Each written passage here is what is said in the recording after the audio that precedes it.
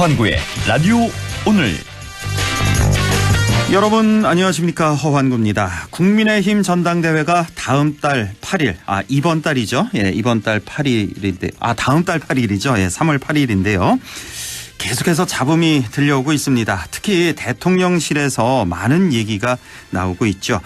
윤 대통령이 참모들에게 안철수 의원을 겨냥해서 실체도 없는 윤핵관 표현으로 정치적 이득을 보려는 사람은 앞으로 국정 운영의 방해꾼이자 적으로 인식될 것이라고 경고했고요. 또 어제는 이진복 정무수석도 국회를 찾아서 안윤연대라는 표현 누가 썼나, 그건 정말 잘못된 표현이라며 안 의원의 행보를 공개 비판했습니다. 기시감이 좀 있죠. 나경원 전 의원 눌러 앉힐 때와 좀 비슷한데요. 그러자 안 의원 측에서도 지금 벌어지는 일은 대통령실의 선거 개입이라는 정당 민주주의의 근본을 훼손하는 중차대한 사안이라며 경계심을 드러냈습니다. 총선을 진두지휘할 차기 당대표이기에 중요하겠죠. 하지만 아무리 그렇더라도 이렇게 잡음만 요란하다면 배가 산으로 가지 않을까 걱정입니다. 2월 6일 월요일 라디오 오늘 지금 바로 시작하겠습니다. 자, 먼저 1부에서는 오늘 좀 특별한 인터뷰를 준비를 했습니다. 국민의힘 전당대회를 앞두고 많은 논란이 있는데요. 최근 천하람 국민의힘 전남 순천갑 당협위원장이 당대표 후보로 출마하면서 바람을 일으키고 있죠. 잠시 후 천하람 후보를 스튜디오에서 직접 만나보겠습니다. 2부 이슈 오늘에서는 지자체마다 해묵은 숙제 중에 하나가 바로 노점인데요. 불법 노점 양성화 방안이 조금씩 나오고 있다고 합니다. 잠시 후 안동시의회 우창하 의원을 연결해서 자세한 얘기 들어보겠습니다. 이어서 국립안동대학교 사학과 안상준 교수를 연결해서 안상준의 세상 읽기도 함께 하겠습니다.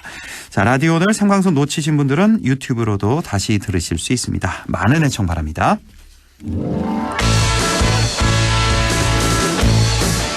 네, 오늘은 긴급히 특별한 순서를 좀 마련했습니다. 국민의힘 당대표 출마를 선언한 천하람 국민의힘 전남 순천갑 당협위원장이 우리 안동에 출마 인사를 위해서 직접 이 스튜디오를 찾아왔습니다. 자, 라디오 오늘의 목요일 순서 천하무적의 패널이기도 하죠. 특별한 초대석, 오늘은 국민의힘 천하람 당대표 후보와 함께하겠습니다. 어서 오십시오. 아유, 안녕하십니까. 국민의힘 당대표 후보 천하람입니다. 반갑습니다. 정말 반갑습니다. 아유, 네. 저도 그래서 우리 천하무적 코너 하면서 이렇게 매번 전화로만 인사드리니까 꼭 스튜디오 한번 찾아가지고 직접 인사드려야지 했는데 이런 기회가 빨리 온 것 같아가지고 너무 기쁩니다. 너무너무 반갑고 실제로 보니까 얼굴이 크지가 않네요. 키는 생각보다 더 크고 얼굴은 생각보다 작고 그러네요. 그런 얘기는 좀 많이 퍼뜨려 주십시오.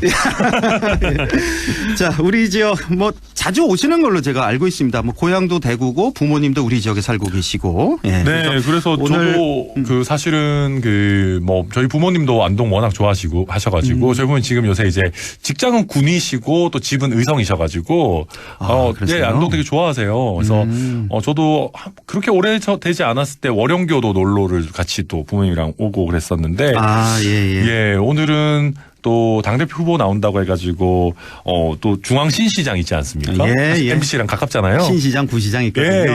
그래가지고 와서 인사드리고 그러는데 저는 참 놀랬던 게 이게 연세가 지긋하신 분들이 이거 국민의힘 이거 좀 개혁 좀 해라. 이거 이대로 해가지고 되겠냐라는 말씀들을 너무 많이 해주셔가지고 사실은 깜짝 놀라면서 지금 다니고 있습니다. 그래요? 소통도 많이 하시고. 자, 지금 참고로 지금 2월 5일 일요일 지금 시각이 4시 한 11분, 12분 되고 있는데 스튜디오에서 직접 지금 녹음을 하고 있다는 거 참고로 좀 말씀을 드리고요. 자, 본격적인 질문 들어가죠. 지난 3일이었죠. 국민의힘 당대표 선거 출마 선언을 하셨는데 지금 아주 정신없이 바쁘게 뛰어다니고 계십니다. 자, 어떤 이유에서 당대표의 출마를 결심하시게 된 건지요? 당이 과거의 잘못을 반복하고 있는 것 같아가지고 출마를 결심하게 됐습니다. 어떤 잘못이요? 후퇴를 또 반복하는 것 같아요. 그러니까 저희가 보면은 야당일 때는 그래도 좀 들어줄 만한 얘기들, 합리적인 얘기들 하다가 여당만 되게 되면은 또 과거의 못된 버릇을 버리지 못하고 권력에 줄만 잔뜩 서거든요. 줄 안 서는 사람들 배척하고 그러다가 결국은 대통령의 측근들만 남아가지고 국민들의 신뢰를 잃어버리게 되는 거거든요. 저는 지금 보면 그런 일들이 국민의힘에서 또 똑같이 반복되고 있다. 이래서는 안 된다. 어떤 과거의 구태를 반복하려는 세력에 대항해가지고 우리 국민의힘이 좀 앞으로 미래로 나가야 된다라고 얘기하는 개혁 성향의 후보가 하나는 있어야 된다. 네. 근데 그게 없더라고요. 나오려고 한 사람들도 뭐 다 나오지 말라 하고 뭐라 하고 막 이러니까. 지금 안철수 후보는 좀 모자란가요? 아니 저는 안철수 후보가 진짜 이상한 게요. 예. 비윤인데 친윤을 하고 싶어하고 또 현상 유지를 대변하는 후보가 됐어요. 사실 안철수 후보 정도 되면은요. 옛날에는 그래도 나름 중도적인 색채가 있고 새 정치를 얘기하는 개혁적인 후보였어요. 그렇습니다. 근데 이번 선거 들어가지고 안철수 후보가 뭐 혁신, 개혁 이런 거 얘기하시는 거 기억나는 거 있으십니까? 저는 솔직히 없거든요. 네. 그냥 내가 대통령의 연대 보증인이다, 뭐 국정 운영 잘하겠다 이거밖에 없지. 네. 윤핵관들과 제대로 뭐 대립각을 세우거나 당이 이대로 가서는 안 된다는 얘기를 하지도 못했어요. 그러다가 이제 어떻게 보면 윤심을 잃은 것이 명확하게 나오니까 갑자기 장제원 의원 공격하고. 저는 이런 건 약간 좀 비겁한 정치라고 생각합니다. 개혁 성향으로 갈 거면 명확하게 개혁 성향으로 가고 네. 주류에 편승할 거면 명확하게 편승하고 해야 되는데 양쪽 표를 다 받으려고 하는 이거는 비윤 구태 후보 정도밖에 안 된다. 네. 그렇게 생각합니다. 그렇군요. 사실 나머지 후보들 뭐 황교안, 윤상현, 조경태, 강신업 등등 마찬가지다 이렇게 보시는 거고요. 네, 현상 유지에 불과하다. 네, 천하람밖에 없다 이런 말씀이시네요. 네. 자, 이제 최종 본선에는 당대표 후보 이제 4명, 이른바 컷오프 4명이 이제 오르게 되는데 어제 자격 심사를 거쳐서 예비 경선 진출자가 확정이 됐고요.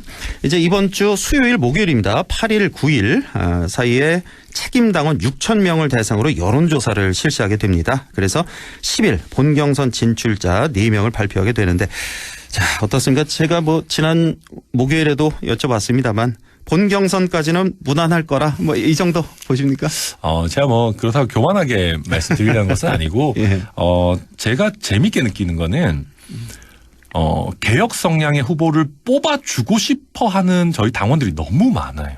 예, 분명히 있죠. 그분들이 기다리고 계시는 겁니다. 사실 저 천하람이라는 후보가 뭐 특별하게 뭐 슈퍼스타라거나 뭐 아주 뭐 유별나게 훌륭하거나 뭐 그렇게 봐주시면 더 좋겠지만은 그러지 않더라도 지금 당개혁을 얘기하고 있는 사람이 씨가 말랐으니까 저 진짜로 너무 과분할 정도로 많은 응원과 성원의 메시지 막 톡 이런 거 많이 봤거든요. 예. 그런 거 보면서 이 어떤 개혁의 에너지를 담아내는 그릇으로서 제가 쓰이는구나. 그렇다면 제가 이 그릇으로서 역할을 어느 정도만 잘 수행한다면은 저는 컷오프는 물론이고 그 이후에도 굉장히 좋은 성과 낼 수 있겠다 믿고 있습니다. 네.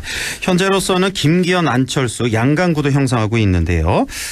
당선 가능성 물론 예. 당선 가능성은 어느 정도까지 보십니까? 뭐 목표는 당선이지만. 네, 저는 이제 중요한 부분은 이제 한 3주 정도 한 시간 정도 이제 있는 그 동안에 네.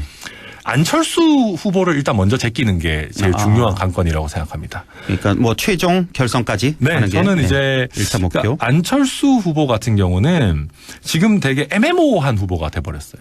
예. 그러니까 김기현, 안철수 둘밖에 없었을 때는 나름대로 친윤이냐 비윤이냐로 갈렸는데 천하람까지 들어오게 되니까 이게 전선이 아까도 말씀드렸지만 구태냐 혁신이냐로 갈렸거든요. 그렇게 되면은 안철수 후보 같은 경우 되게 애매해요. 혁신형 후보도 아닌데 예. 그렇다고 완전히 친윤 후보도 아닌 거예요. 그럼 양쪽 다 해서 뽑아줄 이유가 없어요. 그러니까 지금까지는 뭐 유승민도 없고 나경원도 없고 뭐 혁신 후보가 없으니까 그나마 안철수다 이게 있었는데 이제는 반사체로서의 그 어떤 의미가 다 떨어졌어요. 그렇다고 한다면은 그 안철수 후보가 그냥 이제 비윤이기 때문에 혁신을 얘기하지 않으면서도 가둬뒀던 표들이 이제는 금방 둑이 터지듯이 천하람에게 몰려올 거다. 네. 저는 그 역할을 할 거다. 생각하고 있습니다. 시간이 너무 짧다고 생각은 안 하시나요? 혹시? 저는 그렇다고 하기에는 충분하다. 네, 안철수 후보가 아무 데서도 표를 이제 받기 어려워졌다라는 거는 한 1, 2주면은 우리 유권자들이 금방 판단하실 거라고 봅니다. 예. 자, 당대표가 되면 윤핵관을 퇴출시키겠다 이런 말씀도 하셨어요. 자, 윤핵관이 당을 망치고 있다 뭐 이렇게 보시는 건가요? 네, 저는 다음 총선 한번 생각해 보십시오. 국민의힘을 지지하는 분들이라도요. 윤핵관표 공천이라 그러면 선택표를 주실 수 있겠습니까? 아니 이거 진짜 저 그런 얘기 너무 많이 들었어요. 요 3일 동안 제가 대구 뭐 영주 안동 고령 다니면서 아니 내가 국민의힘 수십 년 당원이고 내가 지금까지 찍어준 국회의원이 뭐 10명은 될 건데 저 윤핵관들 저렇게 하는 거 마음에 안 들어가지고 나 뭐 투표 안 할란다. 아니면 이번에 민주당 후보 좋으면 그냥 뭐 민주당 찍어버릴란다. 이러다가 아니면 무소속 돌풍 난다. 난리거든요. 그러면 지금 저는 김기현 후보가 좀 생각을 잘못하고 있어요.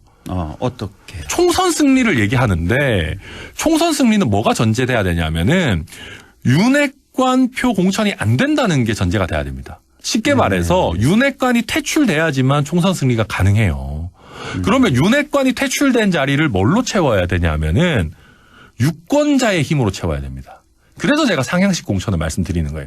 윤핵관이 공천한다 그러면 이 공천은 이미 상한 공천이고요. 그 자리에 당원과 유권자들이 공정하게 선택해가지고 좋은 신인도 저희 갖다 붙여가지고 유권자표 공천을 했다. 정말 열린 공천을 했다. 공정한 공천을 했다. 그래야지만 사람들이 이걸 선택을 할 수가 있거든요. 저는 그래서 윤핵관 퇴출이라는 것이 저의 핵심 공약이기도 하지만 총선 승리의 핵심 방정식이다. 뭐 그렇게 말씀드립니다. 글쎄요. 김기현 후보 입장에서는 지금 선거 과정인데 그래서 그 윤핵관들을 자신들을 적극 밀고 있는 윤핵관들을 배제하고 운동을 할 수 있을까 이런 생각도 좀 드네요. 속내가 어떨지 모르겠지만. 그러니까 악마랑 손을 잡았죠. 아하 그렇게까지. 야망을 위해서. 한번 이 전당대회 처음에 시작할 때 한번 생각해 보십시오. 김기현 후보 지지율 몇 프로 나왔습니까? 한 자릿수? 진짜 조금 나왔거든요. 근데 그러다 보니까 김기현 후보 입장에서는 어떻게든 대세론을 만들어야 되고 친윤 대표 후보가 돼야 되고 조직표를 받아야 돼요. 저는 김기현 후보 원래도 뭐 잘 알지만은 그렇게 나쁜 분이라고 생각하지 않습니다. 원래 합리적이고 원건한 좋은 분입니다. 뭐 말씀도 잘하시고. 울산에서 뭐 이미 입증된 분이고. 그렇죠. 근데 이번에는 너무 조급해요. 그러면서 당에 해가 되는 윤핵관들 이 손을 잡으면 안 된다는 걸 알면서도 손잡고 그러니까 윤핵관들의 지령을 받아가지고 소선 의원들이 막 연판장 돌려가지고 나경원 전 의원 때리고 본인은 그거 방관하고 있었습니다. 즐기고 있었을지도 모르죠. 근데 그러다가 갑자기 또 판세가 막 뒤엎어지고 천하람이 튀어나오고 이러니까 또 이제는 나경원 표도 필요하다 해가지고 나경원 찾아가고 이렇게 되거든요. 저는 그래서 김기현 의원께서 지금 본인의 본 모습을 못 보여주고 있다. 너무 승부에 연연해가지고 굉장히 이상한 길로 전당대회를 끌고 가고 있다 생각합니다. 공천 얘기를 하셨는데 그 기자회견 하실 때 상향식 공천 말씀을 하셨어요. 그리고 또 국회의원 중간 평가 제도도 제안을 하셨는데 조금만 더 설명을 해 주신다면요. 일단 두 가지입니다. 자리를 비워야 되고 비운 자리를 잘 채워야 됩니다. 그래서 오히려 사실 첫 번째가 되는 거는 국회의원 중간 평가 제도입니다. 만약에 상향식 공천만 하면은요. 지금 윤핵관이라고 뽑히는 분들은 평생 국회의원 할 수도 있습니다. 자기 지역에서 조직은 탄탄하거든요. 그런데 그러니까 국회의원 중간 평가를 해야 되는 겁니다. 이 사람들 의정활동을 잘하는지. 이거는 그리고 그렇다고 당대표가 자기 마음대로 하겠다는 게 아니고 유권자들이 진짜 만족하는지를 조사를 해야 돼요. 뭐 어떤 식으로 할 수 있냐면 본인이 총선 때 득표한 득표에 비해서 여론조사를 돌렸는데 올라가냐 내려가냐. 그리고 직전에 예를 들면 전국 단위 선거들이 있을 겁니다. 대선이 됐든 지방선거가 됐든 그 지역에 얻은 표에 비해서 그 후보의 어떤 인지도나 호감도가 지지도가 빠지냐 올라가냐. 이런 걸 통해 가지고 이 사람들이 지역에서 헤게모니는 잡고 있을지는 몰라도 알고 보니까 지역민들이 별로 만족하고 있지는 않더라. 라고 하면 이 사람들 가감히 쳐내야 돼요. 가감하게 쳐내고 그 자리에 굉장히 유능한 사람들 잘 이렇게 모셔가지고 공정하게 판 잘 짜서 당대표가 이래라 저래라 하는 게 아니라 유능한 사람들 모셔오는 역할까지만 하고 그분들을 선택할지 말지는 지역 유권자들의 판단에 맡겨야 되는 겁니다. 그게 상향식 공천의 진정한 의미죠. 뭐 말씀 듣기로는 이론적으로는 뭐 완벽한 말씀이신데 이게 현실적으로 가능할까 이런 생각도 좀 듭니다. 뭐 당사자들이 이걸 받아들일 수 있을까 이런 생각도 좀 들고. 네, 근데 결국은 저는 그렇다고 해서 윤핵관 퇴출이 목표지만 명분 없이 이 사람을 몰아낼 생각은 없습니다. 정치인은요 명분 없이 탄압을 받으면 오히려 더 커집니다. 대표적으로 그런 거잖아요. 몇 번 봤죠 최근에. 유승민, 나경원 뭐 그런 사람들 다 마찬가지 아니겠습니까? 그런 분들. 그러다 보니까 저는 아주 공정한 게임의 룰을 짜가지고 그거를 제대로 명분 있게 공정하게 실현을 해서 윤핵관 분들이 명예롭게 어떻게 보면 자연스럽게 퇴출될 수 있도록 그렇게 할 생각입니다. 천하람 후보 하면 따라다니는 인물 바로 이준석 아니겠습니까? 이제 친 이준석계로 분류되는데 혹시 이 얘기 듣기 싫다거나 뭐 듣기 좋다거나 뭐 어떤 입장이세요? 사실은 이제 뭐 제가 이준석 대표랑 한 살 차이 나거든요. 이준석 대표가 39. 예, 제가 38인데. 38. 뭐 이준석계, 뭐 이준석 아바타 뭐 이런 얘기 듣는데 그게 뭐 유쾌한 일이야 하겠습니까? 근데 저는 유력한 정치인이 특히 젊은 정치인이 성장해 나가는 과정에서 자연스러운 일이라고 생각합니다. 이준석 대표 한번 생각해 보십시오. 처음에는 박근혜 퀴즈로 시작했어요. 그렇죠. 예. 그러다가 유승민 퀴즈가 됐다가 퀴즈라고 하기에는 또 체급이 커져서 애매하니까 유승민 개가 됐다가 그러다가 자기 능력을 입증하니까 그냥 정치인 이준석이 되는 것이거든요. 그렇죠. 예. 그래서 저도 전당대회 시작할 때는 국민들 인식이 이준석의 체급은 저 위에 있고 천하람이는 엄청 밑에 있는데 이준석이 끌어주는 것 같으니까 이준석 개다라고 보셨다가 끝날 때쯤에 제가 제 능력을 발휘해서 체급을 올리면은 그래 천하람이는 천하람이대로 매력이 있네. 예. 저 뭐 젊은데 저 친구는 좀 다른 느낌으로 또 잘하네. 이렇게 평가해 주시면은 정치인 천하람이 되는 것이거든요. 저는 그래서 전혀 조급하게 생각하고 있지 않습니다. 네. 당대표 출마하실 때 같이 상의했다고 저와 인터뷰하셨죠, 지난주에. 네. 거짓말할 필요 없으니까요. 어떤 얘기 주고받으셨어요? 뭐 간단히. 이준석 대표가 뭐라고 하나요? 네, 제가 실제로 이제 이준석 대표랑 상의하기 전에 다른 몇 분하고 좀 상의를 했어요. 네. 출마하면 어떻겠나. 근데 제가 이제 그렇게 하고 좀 다른 분들하고 연락하고 있는 와중에 이준석 대표가 먼저 또 연락이 왔더라고요. 혹시 당대표 출마 생각 없냐. 그래서 나 안 그래도 다른 사람들하고 좀 상의하고 있다. 그게 언제쯤이었어요? 그 통화는. 그게 대략. 유승민 대표 불출마 한다고 하자마자 얼마 안 됐네요. 얼마 안 된 시기였어요. 예, 그러니까 그래서 이준석 대표도 이번 타이밍은 한번 정말 도전해 볼 만하다. 그래서 저도 당선될 수 있을 것 같다. 이번 판은. 이제 그런 식으로 얘기를 하게 된 겁니다. 예. 자, 바로 지금 경쟁자죠. 김기현 의원이 최근에 이제 나경원 전 의원 만났습니다. 뭐 집으로 직접 찾아갔다고 하던데. 그러자 이제 천하람 후보가 김기현 후보는 학교 폭력 가해자의 행태를 멈춰라. 이렇게 비판을 했어요. 학교 폭력 가해자. 이거 상당히 센 발언 같은데요. 왜 이렇게까지 말씀하신 겁니까? 저는 근데 김기현 후보 이거 정말 잘못했다고 생각합니다. 제가 사실은 실제로 변호사로 일하면서 학폭위원을 했었어요. 학교폭력자치위원회. 꽤 오랜 기간 한 3년 정도 했었는데 예. 이런 경우가 진짜 많아요. 피해를 입었어도 학급 분위기를 위해서 학교의 명예를 위해서 네가 좀 참아라. 근데 그거 잘못된 거잖아요. 잘못된 거죠. 왜 네. 피해자한테 참을 거를 강요합니까? 근데 우리 사회에 그런 게 만연해요. 근데 잘못된 문화잖아요. 그럼요. 정치인은 뭘 하는 겁니까? 잘못된 문화를 바꿔야 될 거 아닙니까? 근데 정치인이 잘못된 문화를 더 강화시키고 편승하면 어떡합니까? 나경원 전 의원한테 한 게 뭐예요? 집단적으로 따돌리고 억눌렀잖아요. 가해했잖아요. 그랬으면은 미안하다라고 해야지 피해자한테 이제 우리 통합이 필요하니까 손 잡자. 진짜 잘못된 거 아닙니까? 정말 통렬한 사과를 하고 그 사람이 그걸 받아들여가지고 손을 먼저 그럼 내가 용서하겠다라는 것도 아니고 너 조직의 논리에 순응 안 하면 큰일 나. 사실 협박이거든요, 이거. 이런 식으로 손 안 잡으면 다음번에 공천 줄 줄 알아. 저는 이런 부분이 생략돼 있다고 생각합니다. 네. 그래서 저희는 이거는 전형적으로 가해자의 논리고 해서는 안 되는 정치 행태다. 이거 얼마나 우리가 나경원 전 의원이라고 하는 저희 당의 굉장히 좋은 자산을 이렇게까지 좀 비참하게 만들어야 되나? 좀 굉장히 좀 제가 나경원 전 의원 뭐 특별히 좋아하는 것도 아니지만은 이거는 굉장히 잘못됐다 생각합니다. 오히려 김기현 후보가 나경원 전 대표에게 진심 어린 사과를 했었어야 된다. 예, 이런 말씀이시고 자 이제 네. 마지막 질문 좀 드려야 될 것 같은데요. 시간이 좀 많이 지났네요. 자 천하람이 당대표가 된 국민의힘 어떻게 달라지게 될까요? 한마디로 좀 쌈박해질 것 같다. 쌈박해진다. 예. 무슨 말이냐면요. 생동감이 넘쳐야 됩니다. 국민과 당원은 다양한 의견이 있잖아요. 네. 근데 왜 당은 다양한 의견이 없어요?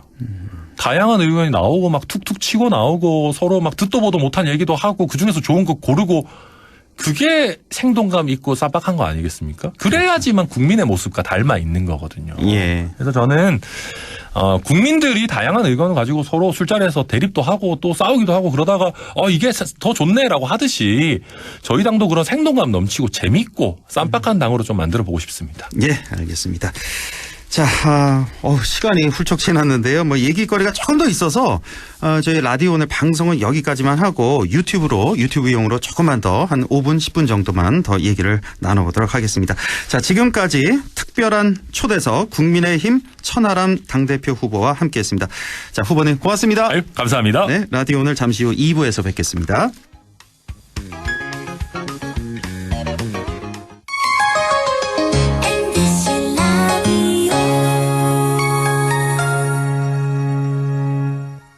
가구 살 땐 꼭 한번 가보자. 안동 명품 가구 백화점. 흑표 흑침대, 양성국 갤러리, 금성침대, 한국 가죽 소파, 장수돌 침대. 다양한 브랜드 가구를 한 곳에서 쇼핑할 수 있는 대형 가구 전시장. 안동 명품 가구 백화점. 예, 며느라. 밥 했어? 설거지 했어? 쓰레기 버렸어? 청소했어? 빨래했어? 개밥 줬어? 아들 낳았어? 딸 낳았어?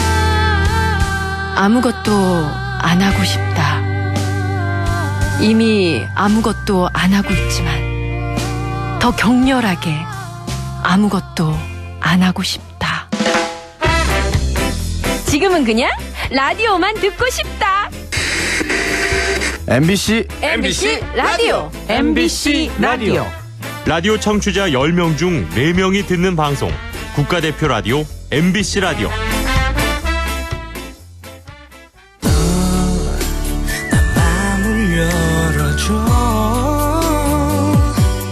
다가가 나 속삭이도록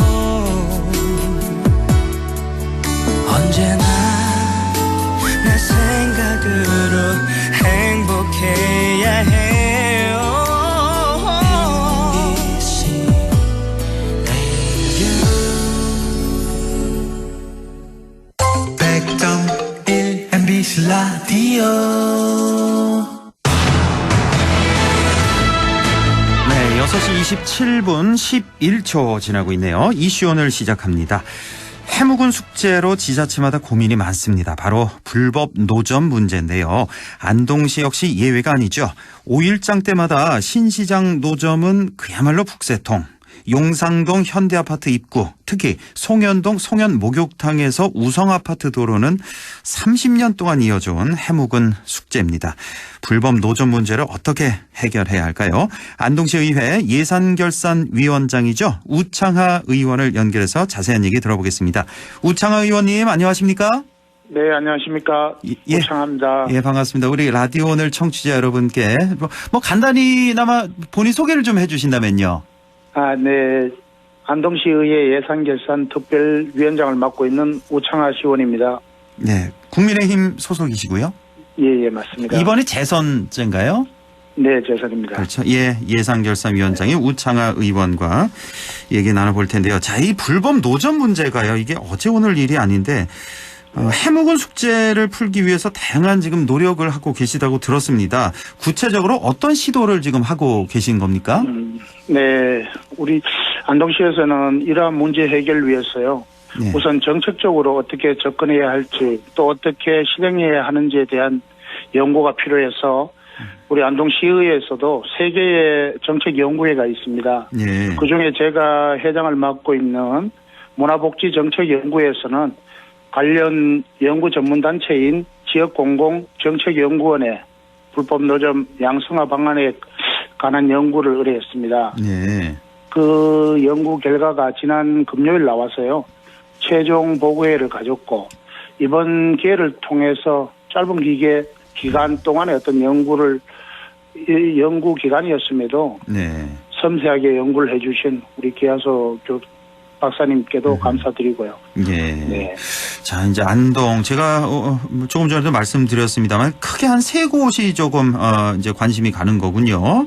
그러니까 그 신시장 노점이 있고 용상동 현대아파트 입구 또 송현동 그쪽에도 이렇게 있는데 현재 이쪽에 있는 노점들은 다 불법인 거죠, 사실 현재?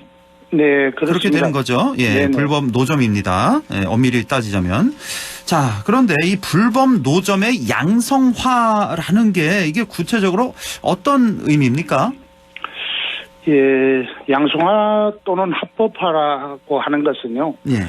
지정된 구역에서 일정 기간 허가와 등록을 통해서 노점 영업을 하게 해서 하는 분들이 정당한 세금이나 허가를 득해서 도로 전용 허가를 내고요. 네. 정당한 장사를 하고자 하는 거죠.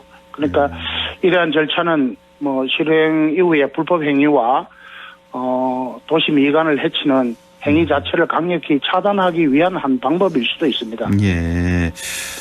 당당하게, 정당하게 장사하게끔 네. 하겠다. 이게 이제 취지시군요. 그래서 네네, 맞습니다. 정당하게 허가를 받고 등록해서 뭐 도로 점용료를 따로 내고, 그렇죠? 일정액을 네. 내고 이렇게 해서 양성화하겠다, 합법화하겠다 이런 말씀이시군요. 네. 사실 현재 이 노점들은 뭐 시에서든 뭐 경찰에서든 단속하려면 그 자리를 바로 정리를 해야 되는 거죠, 현실상. 그렇죠. 단속을 한다고 하면. 예, 민원이 발생하고 하면요. 아하. 단속을 해야 되는데 예. 우리 지금 송화동 같은 데나 이런 부분들은 송년동에 우리 불법 노점상은 30년 정도 이렇게 자연 발생적으로 행위를 하고 있었어요. 예. 그것을 단속한다고 해서 단속이 되는 게 아니고 우리가 강력하게 단속도 한 적도 있습니다. 아, 그래요? 그리고 그 불법 노점상을 철거하기 위해서 노력도 했고 네, 지금도 노력하는 과정인데 네, 그리고 그런 과정 속에서 이제 우리가 정책 연구를 과제를 맡아서 하게 된 것입니다. 그러니까 이분들 뭐 대부분 뭐 영세 상인들이니까 뭐 넉넉지 않은 분들이 대부분이실 테고 이게 뭐 단속 철거만이 능사는 아니다 이렇게 보시는 거군요. 그래서 네, 맞습니다. 합법화 양성화하겠다. 자, 실제 이런 정책 연구를 위해서 연구자들이나 정책 연구회 회원들이 진행했던 뭐 어떤 특별한 사항이 있나요? 네. 지난 1월 27일 날 우리 정책연구회 소속 시의원 8분과 의회 사무국 직원들 그리고 이번 연구를 수행한 지역 공공정책연구원 기하서 박사님 등 한 16분이요. 예. 현장을 방문했습니다. 예. 방문한 현장은 우리나라 지자체 중에서 불법 노점 정비 성공 사례이죠. 그 지역인 부천 시내 몇 군데를 직접 보고 왔습니다. 예, 둘러본 데가 부천역 앞에 둘리공원이나 그 일대에 정비된 노점 현장을 방문하고 왔습니다. 아, 그렇군요. 뭐 몇 곳을 방문하신 걸로 알고 있는데 이제 대표적으로 이제 부천 말씀을 해주셨는데 그럼 그동안의 불법 노점들을 싹 정비를 해서 여기도 다 합법화 양성화 시켰나요? 그럼 부천도? 예, 그쪽에도 등록을 한 곳을 등록이나 허가제를 통해서요. 정비가 되었는데 현장은 참 깔끔하게 정비되어 있었고 깨끗하다는 느낌을 받았습니다. 그래 다녀보니 또 문제점도 발견했습니다. 노점 한 부스를 이렇게 가로 세로 3.8m, 1.9m 이렇게 지정을 해서 영업을 하고 있는데 실제로는 겨울 같으면은 추위가 있기 때문에요. 그렇죠. 천막 등으로 연결해가지고 방풍도 하고 이러다 보니까 시각적으로도 좀 보기 안 좋은 점도 있었습니다. 이런 부분들은 우리 안동시에서는 향후 참고할 어떤 사항이었습니다. 그러니까 뭐 노점에서 이제 장사를 하시니까 겨울에 그냥 거기 앉아서 하실 수는 없고 뭐 아쉬운 대로 천막을 치고 하시는 건데 이게 좀 보기 미관상도 좀 안 좋고. 겨울에는 어떻게 하죠? 어떤 대책이 있을까요? 이거 참 어렵네요. 이게 쉬운 문제가 아니네요. 맞습니다. 정말. 뭐 부스를 이렇게 부천 같은 데는 부스를 이렇게 등록제나 허가제를 해서 등록제는 포장마차 시설 같은 이렇게 정비된 규격화된 시설을 갖고 있고요. 허가제는 그 컨테이너 박스 같은 것을 직접 제작해서 설치를 했더라고요. 뭐 예산도 좀 들어갈 것 같군요. 자, 이렇게 뭐 좋은 점, 또 뭐 문제점 이렇게 직접 눈으로 보고 오셨는데, 자, 그렇다면 뭐 어떤 결론이 났을지, 안동은 앞으로 어떤 방향으로 진행해 나가야 될까요? 수도권 부천시를 뭐 필두로 해서 고양시, 화성시, 광명시 등 사례들이 많습니다. 앞으로 우리 안동에서도 상인 선정 방법이라든지 이런 부분을 잘 고려해서 실행해야 한다고 보고 있고요. 구체적으로는 노점 하시는 분 선정 자격 요건, 특히 뭐 금융, 부동산, 고액 자산가 뭐 이런 분들은 좀 배제하고 그렇죠. 그야말로 이제 영세한 시민들, 영세한 상인들을 그냥 생활을 영위할 수 있도록 해야 한다고 보고 있고요. 그럼요. 한시적으로 이제 허가 기간이나 부스 설치 예산 등을 잘 챙겨서 도움 줄 수 있는 부분을 고민해야 되겠죠. 이러한 부분들을 우리 이번 연구 결과에 다 포함되어 있고요. 예. 잘 참고해서 잘 정리하도록 하겠습니다. 이게 생각만큼 그렇게 쉬운 문제가 아닐 것도 같네요. 이렇게 예. 이건 뭐 부스를 또 설치한다. 뭐 예산 들어가는 거야 그렇다 쳐도 대부분이 지금 뭐 인도 이쪽에 설치가 되어 있는 거잖아요. 사람 다니는. 그렇죠. 네. 근데 여기서 지금도 부스를 인도를 설치한다? 점용하고 있기 때문에 그러니까요. 예. 그런 부분들은 잘 고려해야 되겠죠. 부스까지 이렇게 설치하게 되면 인도가 또 많이 좁아지게 되니까. 네, 그렇죠. 그렇죠. 지금도 참 뭐 여러 그 가지 상행위를 문제가 하면서 인도는 좁아져 있지 않습니까? 그러니까요. 네. 예. 자, 안동에서 뭐 아까 뭐 3곳 정도 말씀을 해주셨는데 네. 그 가장 중점적으로 뭐 해당되는 지역이 이 3곳 정도가 될까요? 그러면 뭐 예. 설명을 좀 다시 한번 해주시죠. 그래, 안동에도 한 3곳 정도가 있는데요. 예. 첫째는 신시장 일대가 있고요. 예. 신시장 일대는 5일장이 설 때마다 형성되는 거니까 예. 그 부분은 이제 좀 완화가 돼 있고, 둘째는 용상동 현대아파트 입구는 도로변 노점인데도 일상적으로 형성돼 있긴 하나 노점상 숫자나 규모가 좀 적습니다. 아, 그래요. 그렇다지 뭐 이렇게 통행에 불편을 주거나 이런 네. 부분들이 없고 예. 별 문제가 없는 것 같고요. 문제는 세 번째로 우리 송화동 송현 지역이 핵심 대상인데요. 예. 여기는 1년 365일 노점상이 상시적으로 형성되어 있습니다. 예. 그리고 그 숫자도 적은 숫자가 아니고 노점상이지만 상일회가 구성되어 있고 회원 수가 한 40여 분 정도 전후로 그래요? 그렇게 만들어져 있습니다. 꽤 많네요. 회원이 한 40여 명. 평소에 장사하시는 분들도 뭐 그 정도 다 되시겠네요, 그럼. 네, 40명 맞습니다. 정도. 예. 자, 이번 연구에서 상인들 의견도 다 조사하셨다고 들었는데요. 우리 상인분들 의견은 어떻습니까? 상인분들은 100% 찬성이고요. 찬성이 100% 찬성이에요? 예, 100% 찬성인데 또 이제 아이러니한 부분이 허가 조건이나 자본금, 뭐 허가 대상자, 지금까지 뭐 영업해오고 계시는 분들, 신규 허가 받는 사항, 허가 과정에서 좀 고민되는 부분이 자산 등 금융 조회를 한 80%가 반대를 하는 등의 어떤 모습이 나타났어요. 그래. 이 조건을 말씀을 해주셨나요? 뭐 자본금 한 2억 정도 이하 이 정도다 얘기하시니까. 뭐 자본금에 대해서는 규정한 바는 없고요. 말씀 안 드렸는데. 다른 지역은 뭐 2억 이렇게 규정한 것도 있습니다. 그래서 저희 안동시의회에서는 뭐 일단은 그것을 받아보고 하는 부분이어서 하여튼 뭐 실행 과정에서 잘 설득 소통을 하도록 해야 되겠죠. 자산이죠. 자산 자본금은 아니고. 예. 원 자산. 예. 뭐 금융자산 뭐 이런 그렇죠. 거. 예. 이런 거 조회는 다 80%가 반대를 하시는 거군요. 그러니까 내가 지금까지 상행위를 하고 있었는데 뭐 특별한 게 없으면 우리가 해야 되지 않겠냐라는 부분도 도출이 됐습니다.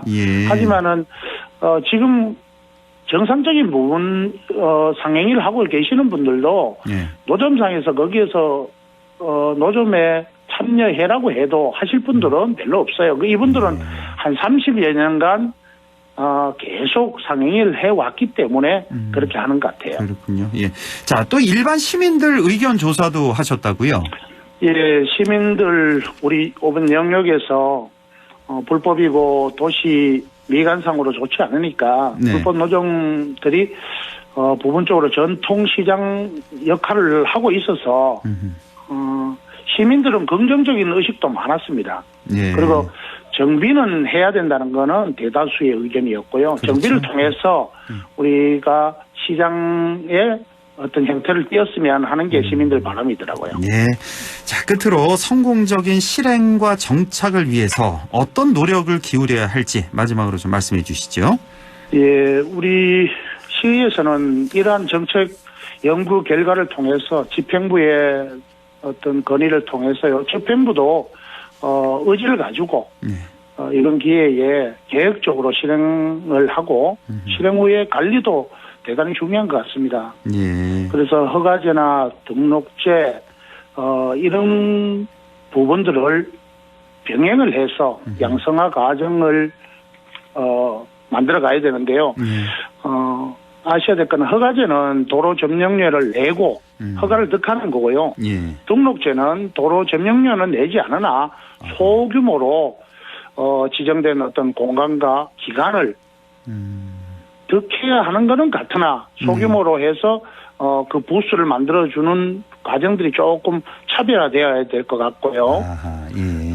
안동시는 두 가지 방법을 병행해서 부천도 그렇게 병행을 하고 있더라고요. 예. 그래서 상인들에게 원만한 상행을 통해서 시민분들과의 어떤 상생을 추구하도록 노력해야 되지 않겠나 생각하고 있습니다. 예, 알겠습니다. 안동시 의회에서 이렇게 노력하니 안동시도 적극적인 네. 역할이 중요하겠다 이런 말씀까지 그렇죠. 듣겠습니다. 자, 지금까지 안동시 의회 예결위원장이죠. 우창하 의원과 말씀 나눠봤습니다. 의원님 고맙습니다.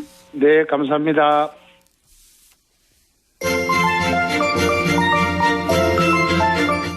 네, 안상준의 세상 읽기 바로 이어가죠. 국립안동대학교 사학과 안상준 교수와 함께합니다. 교수님 안녕하십니까?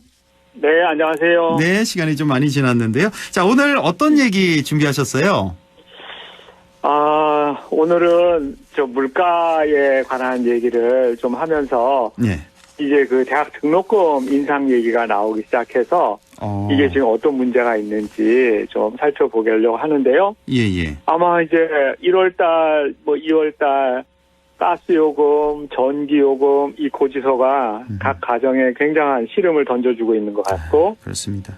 이게 지금 이제 작년부터 시작된 에너지 가격 인상이 물가 전반적인 인상과 더불어 이제 에너지 가격 폭등으로 이어진 것 같습니다. 네. 그래서 아마 모든 분들이 그렇게 얘기하겠죠. 월급 빼고 다 올라가지고 그래요. 이제 실질 소득이 감소하니까 모두가 이제 가난해지는 시절이 오는 거 아니냐라는 우려를 하는데 이 대학 등록금은 지난 14년 동안 동결되었던 게 억누르고 억눌렀던 게 이제 터지면서 사립대학을 중심으로 해서 등록금 올리지 않으면 대학 망한다.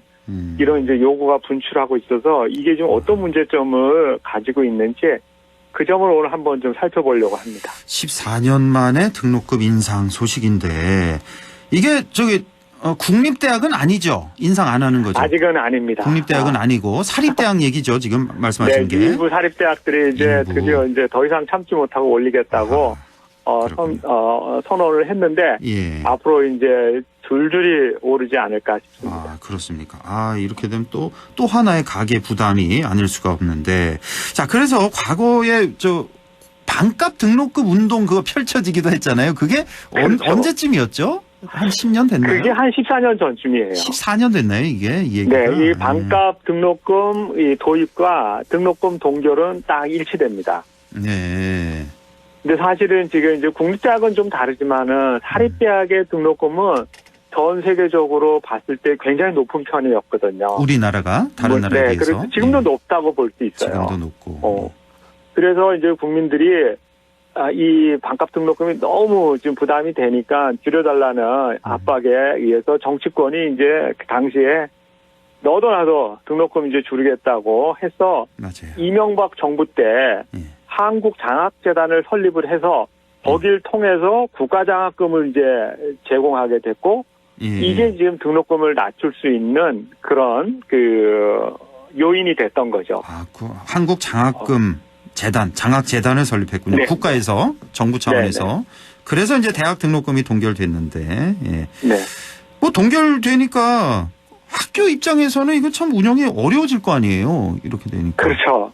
그 전에는 이제 특히 사립대학은 등록금 그 비중이 높으니까 자율적으로 많은 돈을 걷어서 자율적으로 이제 운영할 수 있으니까 자율성이 굉장히 강조가 됐었는데 이제 전체적인 고등교육 예산 구조 속에서 이렇게 자율성이 이제 완전히 막혀버린 거예요. 그래서 이제 잠깐만 설명드리면 전체 우리 고등교육 예산이 한 12조 정도 되는데 그중에 국립대학 병상 운영비가 한 3분의 1 그리고 국가장학금이 한 3분의 1 정도 됩니다. 그러면 이제 나머지 3분의 1을 가지고 재정지원 사업이라 그래가지고 전국에 400개 넘는 대학이 이 4조 원을 넣고 이제 치열한 경쟁을 벌이면서 이제 운영비에 보태 쓰게 되는 거예요. 아, 그런 거예요. 예, 4조를 놓고 무한 경쟁을 펼치고 있군요, 사립대학들이. 그렇죠. 그건 국립대학도 마찬가지예요. 국립대학도. 예. 네. 그렇게 되니까 이제 요번에도 정부가 획일적인 대학 평가를 폐지하겠다는 게 바로 이 경쟁 체제를 좀 완화하고 규제를 완화해서 대학이 좀 자율성을 높이겠다고 하는데 지난 10년 이상 동안 이렇게 되면서 대학의 발전은 빗전이었고 대학들은 이제 이와 같은 운영비 부족에 시달리면서 대학 발전 또는 대학 경쟁력을 도대체 상상할 수도 없었던 거죠. 그래서 이제 교육부가 다른 건 다 풀어주는데 등록금만은 안 풀어준 거예요, 이번에도. 그러니까 이제 사립대학들이 더 이상 못 견디겠다. 이제 우리 올리겠다 이렇게 나온 거죠. 참다 사립대학들이 이제 터진 거군요. 예. 자, 학생의 등록금 부담은 줄여야겠고 대학 발전을 위해서는 또 재정 확보가 필수겠고 결국 이제 정부 재정 지원이 더 필요한 이런 상황인 것 같은데요. 자, 그래서 나온 게 고등교육 재정 교부금법이라고 하는데 좀 어렵습니다만 이게 뭐 한계가 있다고요, 이게? 네, 이게 뭐냐면요. 지금 유초 중등 교육 재정은 아주 안정적으로 조달되고 있는데 뭐 남는다 그러지 않았나요? 작년 같은 경우는 많이 남는다고. 그 이제 세수에 따라서 일정 부분을 가져가니까 남을 수도 있는 거예요. 그렇죠. 그래서 이제 지금 사실 유초중등에서는 학생 수가 급격하게 줄고 있음에도 불구하고 그 안정적인 세원 때문에 교육 투자가 가능하게 되는데 대학은 지금 이 학생 수가 줄면서 재정이 급격하게 줄어드는 악순환에 빠지면서 대학 전반이 지금 힘들어지고 있고 대학이 몰락한다는 말이 나오게 되는데 이러한 악순환을 해결하는 게 지금 말씀하신 고등교육 재정 교부금법인데 이 법은 사실 처음 논의되기 시작한 게 거의 20년 됐어요.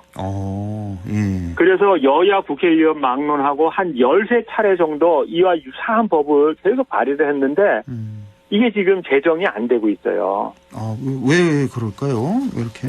그러니까 아주 법 자체를 면밀하게 들여다 보기는 좀 어렵지만은 한 가지 흥미로운 건 이 사립대학 재단들이 이 법의 도입을 그렇게 원하지 않아요. 왜요? 사립대 대학들이 뭐 운동해야 되는 거 아니에요? 이 법 도입하자고? 그렇죠. 우리가 이제 상식으로 생각하면 그런데 공적 지원을 받으면 그에 따른 책무가 생기고 감사를 받아야 되는데 감사. 사립대학들은 차라리 그거보다는 그냥 등록금을 마음대로 올려달라. 이걸 허락해달라. 이게 훨씬 더 사립대학에서는 좋은 방안이기 때문에 지금 국립대학하고 입장이 많이 다르니까 이게 여야 의원들이 이 딜레마를 잘 극복하기가 쉽지 않은 것 같아요. 그렇군요. 그러니까 지금 말씀하신 고등교육 재정교부금법이라는 게 뭐 한마디로 이제 국가에서 대학에 이제 내려주는 그 예산이잖아요. 그렇죠? 근데 그거를 이제 국립대 같은 경우는 이런 예산을 지원을 받고 감사도 받고 있는 상태고 국립대는 현재. 근데 사립대는 현재 안 받고 감사도 안 받겠다는 거군요. 지원도 안 받고 감사도 안 받겠다. 그 예전에 하던 대로 등록금을 우리 마음대로 설정할 수 있게 허락해 달라는 거예요. 승인해 달라는 거예요. 그래서 이 고등교육 재정 교부금법 도입에 반대하고 있다. 사립대학들이 오히려 반대라고까지는 말하기 어렵지만은 부정적이에요. 좀 이것도 참 아이러니네요. 예. 자, 대학 교육의 공공성 확대 이게 반드시 필요한데 어떻게 해야 할까요?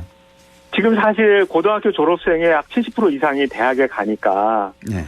사실 대학은 의무교육은 아니지만은 10명 중 7명 이상이 간다 그러면은 보편성을 띄었다고 할 수 있는데 네. 그렇게 되면은 정부 입장에서는 대학 교육도 공공성을 가진다고 생각할 수 있겠죠. 그럼요. 예. 또 국민들도 그렇게 생각할 거고 그러면은 재정 지원을 해줘야 하는 게 맞는데 지금 앞에서 본 것처럼 고등교육 재정 교부법도 어려워 국민들 부담 때문에 그 등록금 올려주는 것도 어려워 이런 진퇴양난이거든요. 그렇네요. 그래서 사실은 지금 현재는 뾰족한 방법은 없는데 제가 보기에는 사실 그 국립대학하고 사립대학이 목적도 다르고 설립 취지도 다르기 때문에 조금만 구별을 해서 좀 더 효율적으로 한다면 국가가 설립한 국립대학은 국가가 좀 안정적으로 해서 정말 이 국립대학이 사립대학이 할 수 없는 분야들을 전반적으로 하면서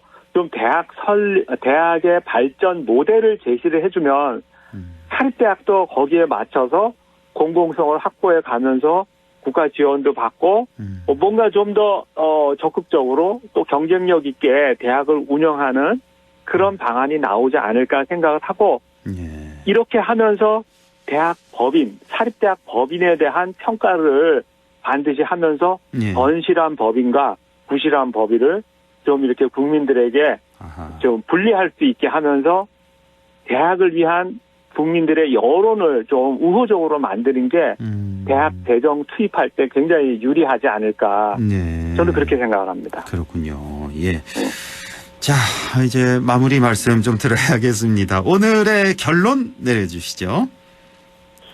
지금 오래전부터 우리 대한민국 대학의 그 위기가 지금 거론되고 있고, 뭐 흔히 하는 말처럼 벚꽃 피는 순서대로 다 망한다고 하지만 이게 망하면 사실은 굉장히 위험한 상황에 처하게 되거든요. 예. 그래서 여러 가지 다양한 방법이 나오고 또 정부도 정부대로 노력은 하지만 실효성 있는 대책은 나오지 않고 있고 국민들 입장에서 봤을 때는 사립대학이 부실한 대학이 많은데 거기에 또 재정 지원하는 것도 마뜩치 않아 하고 뭐 이런 상황들을 보면서 좀 더 효율적으로 접근하는 그런 방책이 필요하고 지금 국가가 지자체로 지방대학의 관리 권한을 넘겨준다고 하는데 자칫 잘못하다가는 이 대학에서 반드시 필요한 기초학문이라든지 또는 자연과학 보호되어야 될 학문이라든지 인문학, 이런 것들이 다 소멸될 수 있어서